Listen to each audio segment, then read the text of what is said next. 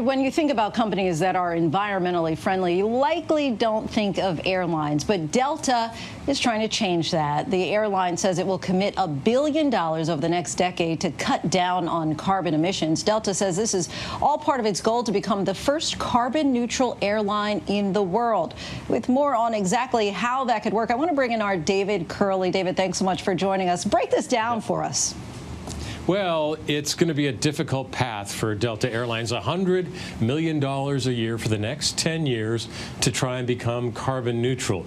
Now, airlines account for about 2% of the carbon that's emitted into the atmosphere, and we don't see any electric planes coming, so it's going to be difficult to reach this just through the airline operations itself, because they burn a lot of jet fuel. About 90% of their carbon footprint is what they burn in their jets. So they're trying to get more fuel-efficient planes. They're looking at biofuels, as are the other airlines as well, to try and reduce the amount of jet fuel that's burned. Anywhere that they can, keep the taxi out to the runway a little bit quicker, anything to kind of cut the amount of fuel. But when you get down to it, the way they're going to have to do it is through carbon offsets or carbon credits, and they'll probably be buying quite a few of those to try and reach that goal. And as I mentioned, the other airlines are trying to get along this path. United says it wants to be carbon neutral for its corporate travelers, and American and Southwest both are also looking at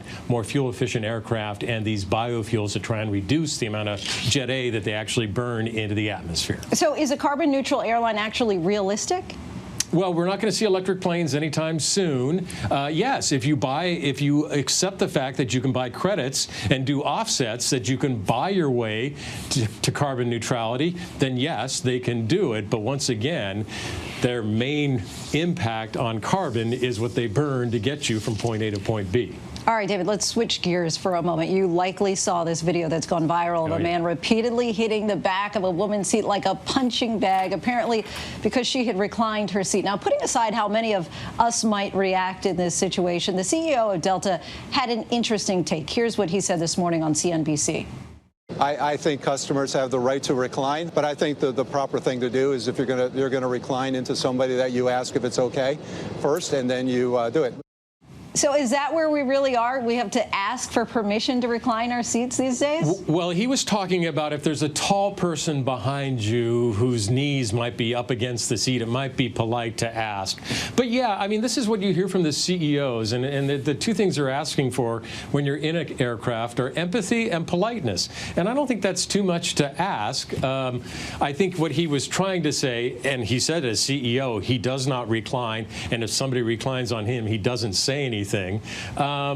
Politeness. If somebody really tall behind you, maybe you should ask. Now, that video, the gentleman behind who keeps on banging on that lady's seat is actually against the rear bulkhead. His seat couldn't recline, but that kind of behavior, I mean, come on, we're all in the same metal tube. Do we really need this? I think that I would politely like to ask the CEOs for more legroom. But that's a different story.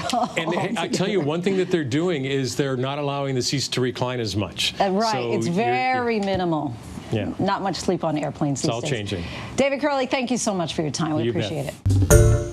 Hi, everyone. George Stephanopoulos here. Thanks for checking out the ABC News YouTube channel. If you'd like to get more videos, show highlights, and watch live event coverage, click on the right over here to subscribe to our channel. And don't forget to download the ABC News app for breaking news alerts. Thanks for watching.